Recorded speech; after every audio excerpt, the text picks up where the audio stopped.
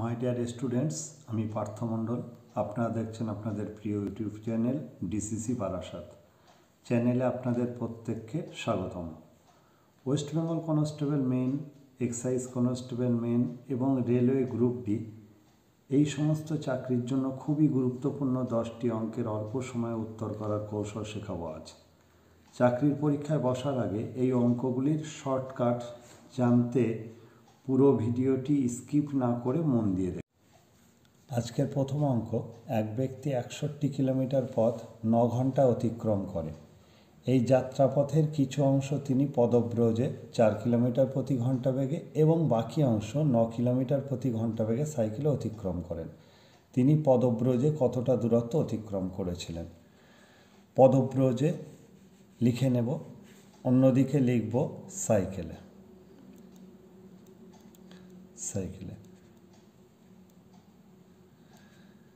পদব্রজে 4 kilometre প্রতি ঘন্টা বেগে, তাহলে এখানে লিখে নিলাম 4 কিলোমিটার, এবং বাকি অংশ সাইকেলে 9 কিলোমিটার প্রতি ঘন্টা বেগে, তাহলে এইখানে লিখে নিলাম 9 কিলোমিটার। মোট দূরত্ব যাত্রাপথের কত? 61 কিমি, তাহলে মাঝখানে লিখে নিলাম 61 কিমি। এই 61 কিলোমিটার যাত্রাপথের কিছু অংশ উনি পায়ে হেঁটে গেছেন 4 কিলোমিটার বেগে এবং বাকি অংশ উনি গেছেন সাইকেলে 9 কিলোমিটার বেগে। মোটের উপর ওনার সময় লেগেছে 9 ঘন্টা। তাহলে আমি মনেই করে নিই যে 9 ঘন্টা পুরোটাই উনি পদব্রজে গেছেন বা পায়ে হেঁটে গেছেন। তাহলে 9 ঘন্টায় কতটা যাত্রাপথ গেছেন? 4 × 9 = 36 কিলোমিটার। আবার আমরা যদি ধরেই নিই পুরো 9 ঘন্টা উনি সাইকেলেই গেছেন, তাহলে উনি কতটা পথ গেছেন? 9 × 81 কিলোমিটার। কিন্তু বাস্তবে উনি গেছেন কতটা? 81 কিলোমিটার। তাহলে আমরা মধ্যমান পদ্ধতিতে এই অঙ্কটি সমাধান করার চেষ্টা করব। অর্থাৎ এই কোণাকুনি রেখা টানব, টেনে আমরা বিয়োগ করে দেবো। 61 থেকে বিয়োগ করব 36, অর্থাৎ 25 হয়ে যাবে। এখানে বসিয়ে দিলাম 25, আর এখানে 81 থেকে 61 কিলোমিটার বিয়োগ দেব। 81 বিয়োগ 61 = 20, তাহলে এখানে লিখে নেব 20।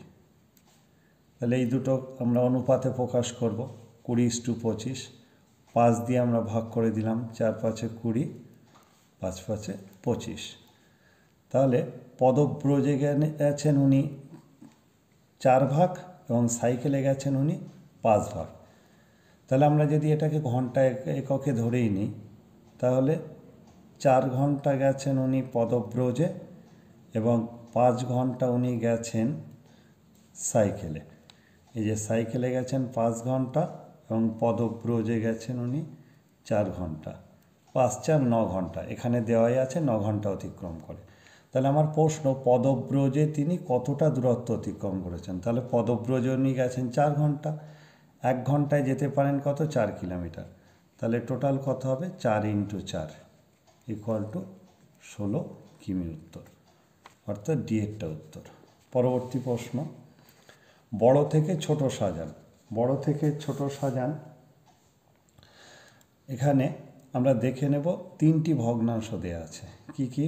7/11, 16/20 আর 21/22। প্রথম আমরা দেখে নেব ভগ্নাংশের লব 7, হর 11। লব এবং হরের পার্থক্য, 11 থেকে 7 বিয়োগ করব কত? 4। এখানে লিখে নিলাম পার্থক্য, অর্থাৎ লব আর হরের পার্থক্য 4।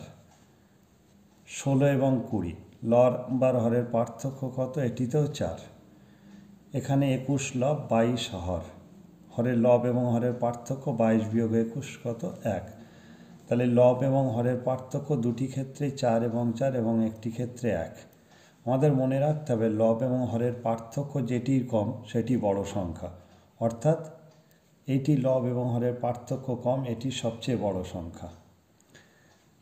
তারপরে রয়ে যাবে এই দুটি, এটির ক্ষেত্রে পার্থক্য 4, দ্বিতীয়টির ক্ষেত্রে পার্থক্য 4। পার্থক্য যদি সমান হয় সেক্ষেত্রে যার লব বড় হবে সেটি বড় সংখ্যা। পার্থক্য এটির ক্ষেত্রে হচ্ছে আর এটিতে হচ্ছে আর লব যার বড় হবে যে ভগ্নাংশে সেটি বড় সংখ্যা। তাহলে এটির ক্ষেত্রে হচ্ছে 7, এটি 16, তাহলে বড় নিশ্চয় 16, তাহলে বড় সংখ্যা হবে এটি। তাহলে সব থেকে বড় হলো কোনটি? 21/22। তারপরে হবে 16/20, তারপরে হবে 7/11। আমাকে এখানে বলা হয়েছে বড় থেকে ছোট অনুযায়ী সাজাতে। তাহলে এটা উত্তর কোন অপশানে আছে? 21/22, 16/20, 7/11, অর্থাৎ সি এর অপশান। এটাকে এক্সাম অ্যাপ্রোচ আরও একভাবে করা যেতে পারে, সেটাও আমরা দেখে নেব। দুটি করে ভগ্নাংশের মধ্যে তুলনা করব। প্রথম দুটি ভগ্নাংশ কত দেওয়া আছে? 7/11, 16/20। তাহলে পাশাপাশি আমরা লিখে নেব 7/11, 16/20। কোনাকুনি গুণ করব। 7 20 140, কোনাকুনি গুণ করো 16 11 176। তাহলে একটির মান হলো 140, একটির মান হলো 176। যার মান বেশি সেই ভগ্নাংশটি বড়, অর্থাৎ 16/20 উপরে আসে 176, এই মানটি বেশি 140-এর তুলনায়, তাহলে এটি বড় ভগ্নাংশ। তাহলে এর মধ্যে লিখে নিলাম 16/20। এবার এর সঙ্গে তুলনা করো বাকি যেটি আছে 21/22, 21/22। এক্ষেত্রেও একই পদ্ধতি অনুসরণ করব, কোনাকুনি গুণ করব। 16 × 22 352, আর 20 × 21 400, 2 1 2, 20 20 400, 21 20 420। তাহলে একটির মান হলো 352, অপরটির মান হলো 420। তাহলে এই মানটি বেশি। তাহলে সব থেকে বড় কাকে পেলাম? 21/22। তারপরে কে ছিল? এক তুলনামূলক ছোট কে ছিল? 16/20। তার থেকে ছোট কে ছিল? 7/11। দুভাবে সমাধান করে দেখিয়ে দিলাম। পরবর্তী প্রশ্ন 3 নম্বর। বলা হচ্ছে কোনো দ্রব্যের বিক্রয় মূল্য 616 টাকা হলে 12% লাভ হয়, অর্থাৎ 616 টাকায় বিক্রি করলে 12% লাভ হয়। এই দ্রব্যটি 462 টাকায় বিক্রয় করলে কত টাকা ক্ষতি হবে? 412। আমরা এখানে দেওয়া আছে বিক্রয় মূল্য এবং দেওয়া আছে লাভের পরিমাণ 12%। তাহলে এখান থেকে আমরা বার করে নেব ক্রয় মূল্য। ক্রয় মূল্যকে ইংরেজিতে বলা হয় সিপি। তাহলে আমরা লিখে নেব সিপি। সিপি = বিক্রয় মূল্য বা এসপি × 100/100 প্লাস লাভ। তাহলে এখানে এসপি অর্থাৎ বিক্রয় মূল্য, এসপি = সেলিং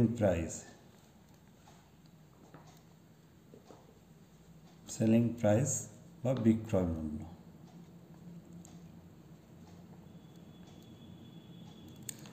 তাহলে এখানে বিক্রয় মূল্য কত দেওয়া আছে? 616 × 100/100 প্লাস। তাহলে জিনিসটির ক্রয় মূল্য 616 ×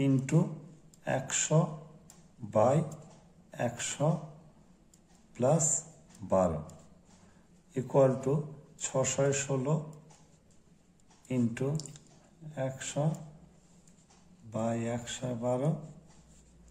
4 দিয়ে কেটে দিলাম 25, 4 দিয়ে কেটে দিলাম 28, 28 এবং 616 কেটে দিলাম 22। তাহলে 22 × 25 অর্থাৎ 550 টাকা। তাহলে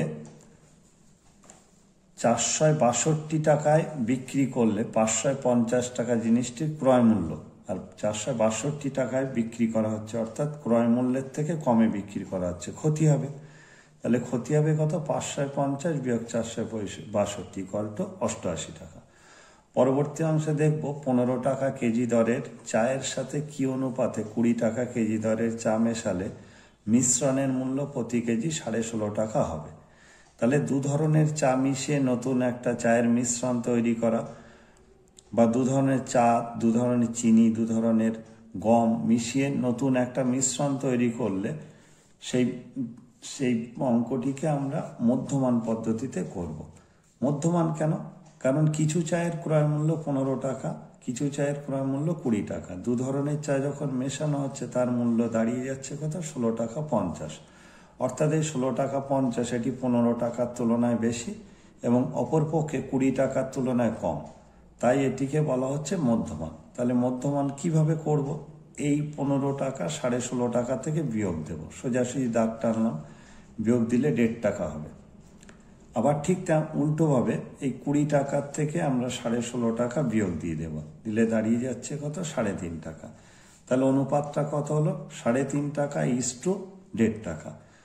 এই অনুপাতের অঙ্কে মাঝখানে যদি অনুপাত থাকে তাহলে দশমিকের ডান দিকে এখানেও দুটি সংখ্যা আছে, এখানেও দশমিকের ডান দিকে দুটি সংখ্যা আছে, উঠিয়ে দিলাম। উঠিয়ে দিয়ে এর একটি শূন্য এর একটি শূন্য কেটে দিলাম, দিয়ে আমরা 5 দিয়ে ভাগ করব। 7, 3 5 7 35, 3 5 15, 7:3। অর্থাৎ উত্তর হয়ে যাবে আমাদের সি। পরবর্তী প্রশ্ন,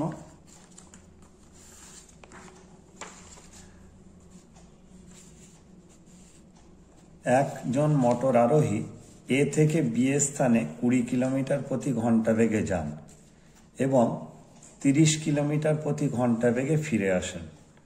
আরোহীর গড় বেগ কত ছিল? মনে করা যাক একজন ব্যক্তি এ থেকে বি, অর্থাৎ আমি মনে করি এখান থেকে যাত্রা শুরু করেছে, এই এ থেকে বি যাত্রাপথে যাচ্ছে, অর্থাৎ মনে করলাম আসানসোল থেকে বারোয়ান যাচ্ছে, বর্ধমান।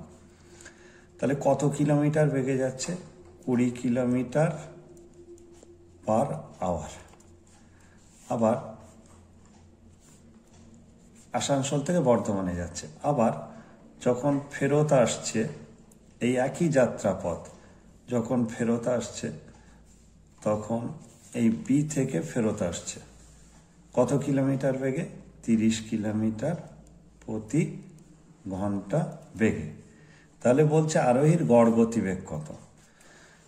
আরোহীর গড় গতিবেগ আমরা এক্ষেত্রে কিভাবে করব? আমরা ধরে নেই 20 কিলোমিটার বেগে যাচ্ছে, 30 কিলোমিটার বেগে ফেরত আসছে।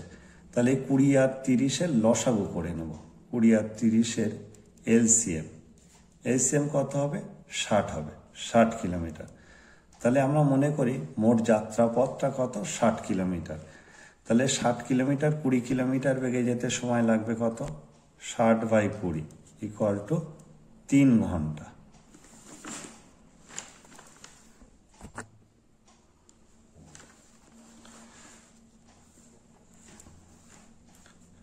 ষাট কিলোমিটার যেতে 20 কিলোমিটার বেগে সময় লাগবে 60/20 সমান 3 ঘন্টা।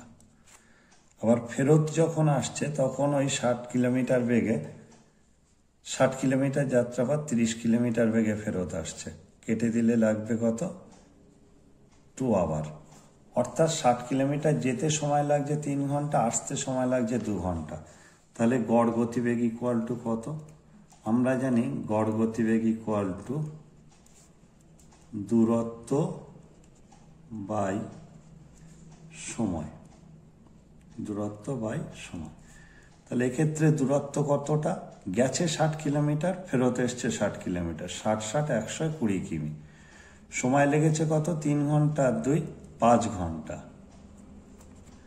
তাহলে 120 কিলোমিটার দূরত্ব 5 ঘন্টা সময় লেগেছে, কেটে দিলে 24 কিলোমিটার পার আওয়ার হলো। এইটাকে আমরা এক্সাম অ্যাপ্রোচ কিভাবে করবো, এত সময় নিয়ে তো আমাদের করা উচিত হবে না। সেক্ষেত্রে পরীক্ষা হলে আমাদের একটি পদ্ধতি মনে রাখতে হবে, সেটি হচ্ছে গড় গতিবেগ। গড় গতিবেগ equal to 2ab by a plus B, অর্থাৎ 2 ইন্টু এ মানে যাওয়ার গতিবেগ 20 কিলোমিটার প্রতি ঘন্টা, আর বি অর্থাৎ ফিরে আসার গতিবেগ 30 কিলোমিটার প্রতি ঘন্টা। 2ab by a plus B, 20 plus 30 equal to 30 20 600, 600 into 2 1200, 1200 by 30 20 50, 0 0 কেটে দিলাম, 120/5 ইকুয়াল টু 24 কিমি পার আওয়ার। ঠিক আছে, অর্থাৎ আমাদের উত্তর হয়ে যাবে বি এর অপশন। পরেরটি, 680 টাকাকে এ বি ও সি 3 ব্যক্তির মধ্যে এমনভাবে ভাগ করা হলো যাতে এ কমা বি এর 2/3 এবং বি কমা সি এর 1/4 অংশ পায়। বি কত টাকা পাবে। তাহলে কি বলা হচ্ছে, 680 টাকা এবিসি তিনজনের মধ্যে ভাগ করে দেওয়া হবে, এ কমা বি এর 2/3 অংশ। তাহলে আমরা এটা লিখেই নিতে পারি এ ইস টু বি সমান 2:3। আমরা জানি ইস টু মানে ভাগ, ভাগ মানে ইস টু, 2:3। ঠিক তেমন ভাবে এবং বি সি এর 1/4 অংশ পায়। তাহলে আমরা লিখতে পারি B is to C equal to 1:, B পাবে, বি এর অবস্থান মাঝখানের অনুপাত কত, 3। মোট কত অনুপাত আছে, 17। তাহলে বি পাবে 3/17 ইন্টু কত টাকা, 680 টাকা। তাহলে 17, 4 17, 68, 40, 3 40, 120 টাকা। অর্থাৎ এটি উত্তর হবে সি। পরের অঙ্কটি দেখো, আমরা দেখব যদি √2n = 64 হয় তবে n ইকুয়াল টু কত। তাহলে আমরা এটি লিখে নেব 2n ইকুয়াল টু 64। তাহলে বাম দিকে বেজ আছে, পাওয়ারও আছে, √ও আছে, আর ডান দিকে শুধুমাত্র সংখ্যা দেওয়া আছে। তাহলে এই 64কে আমরা একটু উৎপাদকে বিশ্লেষণ করে নেব। 2 × 32, 2 × 16, 2 × 8, 2 × 4, 2 × 2। অর্থাৎ 64 উৎপাদক কটি হলো, 1টি 2টি 3টি 4টি 5টি 6টি, 6টি 2-এর গুণফল, 3টি 4টি 5টি 6টি, 64 ইকুয়াল টু আমরা কত লিখতে পারি, 2⁶। তাহলে আমরা এখানেই লিখে নেব, মাঝখানে যেহেতু সমান চিহ্ন দেওয়া আছে তাই আমরা লিখে নেব 2⁴n ইকুয়াল টু 2⁶। পরবর্তী ক্ষেত্রে আমরা লিখব কি 2n/2।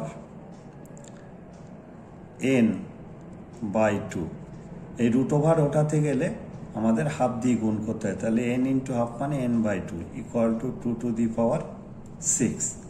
তাহলে উভয় ক্ষেত্রে বেস দেখতে পাচ্ছি আমরা 2 এবং 2 কাটা। বেস যদি আমাদের সমান হয় সেক্ষেত্রে উঠে যাবে, উঠে গেলে রয়ে যাবে কি, পাওয়ার। তাহলে এখানে পাওয়ার রয়ে যাবে কি n/2 ইকুয়াল টু এখানে পাওয়ার রয়ে যাবে কত, 6। n ইকুয়াল টু কোনাকুনি গুণ করবো, 6 2 12। উত্তর হবে বি। পরেরটা দেওয়া আছে কোনো ত্রিভুজে 3টি কোণ যথাক্রমে 3x ডিগ্রি, 2x - 7 ডিগ্রি এবং 4x - 11 ডিগ্রি। তাহলে আমরা এখানে একটি ত্রিভুজ এঁকে নেব। যে কোনো একটা কোণকে আমরা একটু চিহ্নিত করে নিই। এটা 3x ডিগ্রি ধরে নিলাম, এটা লিখলাম 2x - 7 ডিগ্রি, আর এটিকে ধরে নিলাম 4x - 11 ডিগ্রি। তাহলে আমরা জানি এই কোণ, এই কোণ, এই কোণ। তাহলে একটা কোণকে আমরা এইভাবে চিহ্নিত করব, এই কোণকে এইভাবে চিহ্নিত করব। তাহলে আমরা জানি ত্রিভুজের 3টি কোণের মানের সমষ্টি কত, 180 ডিগ্রি। তাহলে আমরা সরাসরি এখানে লিখেই নেব 3x degree plus 4x - 11 degree plus 2x - 7 degree, আর এই 3টি কোণের মান কত, 180 ডিগ্রি। তাহলে আমরা সরল করে নেব 3x degree plus 4x - 11 degree plus 2x - 7 degree equal to 180 degree. তাহলে x গুলোকে যোগ করে নেব, 4 আর 3 7, 7 আর 2 9, 9x ডিগ্রি আর -7 আর -11 অর্থাৎ -18 degree equal to 180, or 9x degree equal to -80 ডান দিকে গেলে প্লাস হবে 180 আর plus 18, 180 degree plus 18 degree equal to 198 degree. তাহলে 9x ইকুয়াল টু 198 ডিগ্রি হলে আর x ইকুয়াল টু 198/9 9, 9 দিয়ে 18, 9 একে 9, 21 ডিগ্রি। 9 দুই 18, হাতে 1, 9 দুই 18, 22 ডিগ্রি।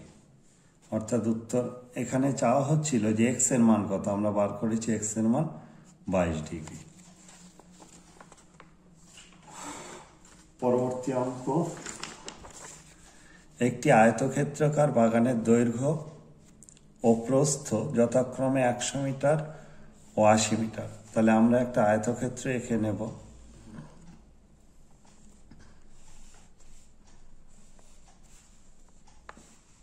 এই আয়তক্ষেত্রের দৈর্ঘ্য ধরে নিলাম 100 মিটার আর প্রস্থ ধরে নিলাম 80 মিটার। তাহলে এবার বাগানের চারিদিকে 10 মিটার চওড়া একটি রাস্তা আছে। তাহলে এর বাইরে রাস্তা, তাহলে রাস্তাটির ক্ষেত্রফল কত আমাদের জানতে চাইছে। তাহলে আমরা এর বাইরে একটি চওড়া রাস্তা এঁকে নেব।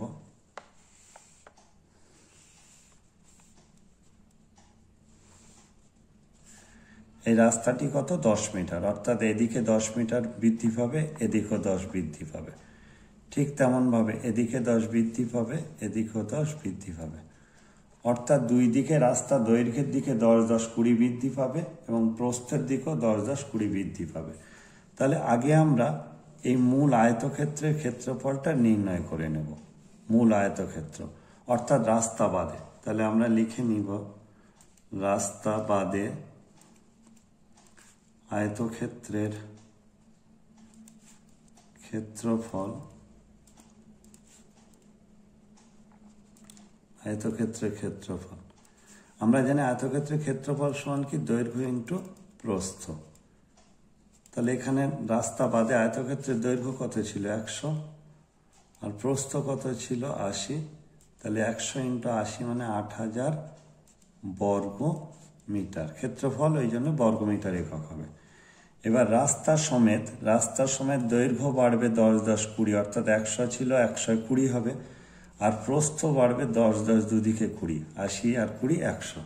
তাহলে রাস্তা সমেত আয়তক্ষেত্রের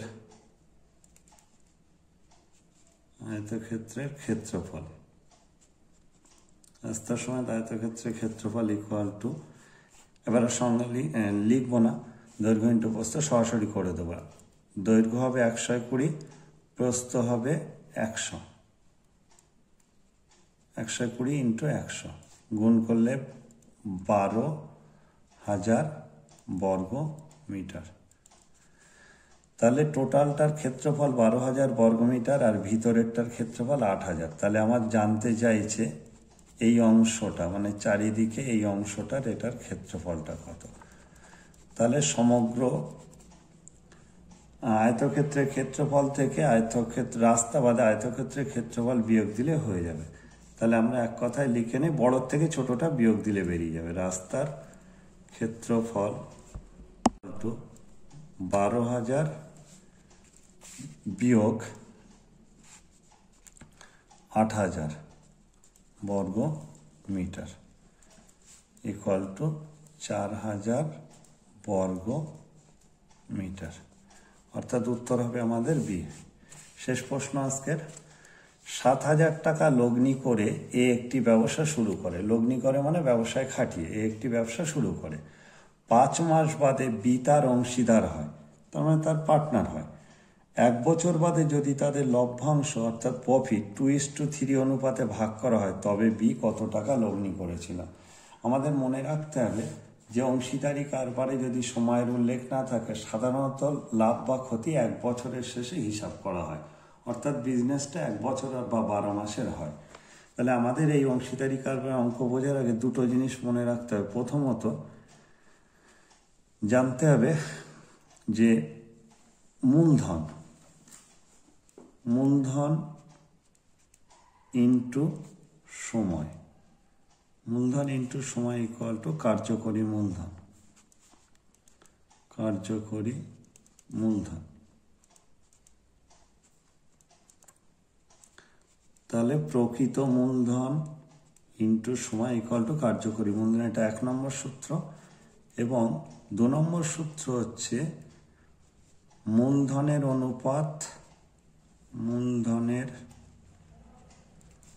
অনুপাত সমান লভ্যাংশের অনুপাত।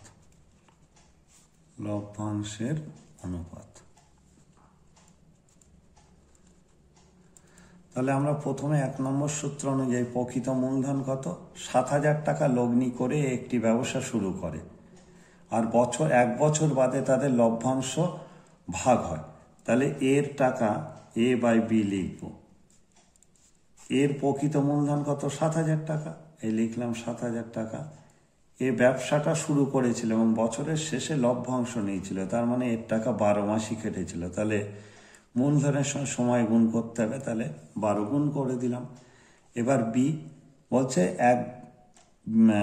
5 মাস বাদে বি তার অংশীদার হয়। কত টাকা নিয়ে হয় সেটা বলা নেই, তাহলে মনে করি বি এর মূলধন X টাকা, আর বি 5 মাস বাদে ব্যবসায় যোগদান করেছে। তাহলে ব্যবসা যদি 12 মাসের হয়, 5 মাস বাদে যোগদান করলে বি এর টাকা ব্যবসায় লগ্নি করা ছিল 7 মাস। তাহলে বি এরও প্রকৃত মূলধনের সঙ্গে সময় গুণ করলাম, আর এটা সমান কি? কার্যকরী মূলধন। তাহলে কার্যকরী মূলধন যেটা, সেটাই হচ্ছে এই যে এখানে দেওয়াই আছে যে কার্যকরী মূলধন বা মূলধনের অনুপাত সমান লভ্যাংশ অনুপাত। তাহলে এদের লভ্যাংশ কি অনুপাত দেওয়া আছে? 2:3। 2:3 মানে 2/3। তাহলে এবার কি করব? সমান চিহ্নের উপরে কেটে দেবো 2 আর 12 কেটে দেবো 6। একই দিকে উপরে নিচে কেটে দেওয়া যাবে। 7,000 আর 7 কেটে দেবে 1,000। তাহলে 1,000 × 6 6,000, আর সমান চিহ্ন থাকলে কোনাকুনি গুণ হয়। 3 × 6 18,000। তাহলে X = কত হবে? 18,000। ধন্যবাদ। যদি আমাদের এই সমাধানগুলো আপনাদের ভালো লাগে তাহলে অবশ্যই আপনাদের চ্যানেলটিকে সাবস্ক্রাইব করবেন এবং যথাসম্ভব শেয়ার করবেন, কমেন্ট করবেন এবং আমাদের সঙ্গে থাকবেন। আগামীতে আরও ভালো ভালো অঙ্ক শেখানোর প্রচেষ্টা জারি থাকবে। নমস্কার।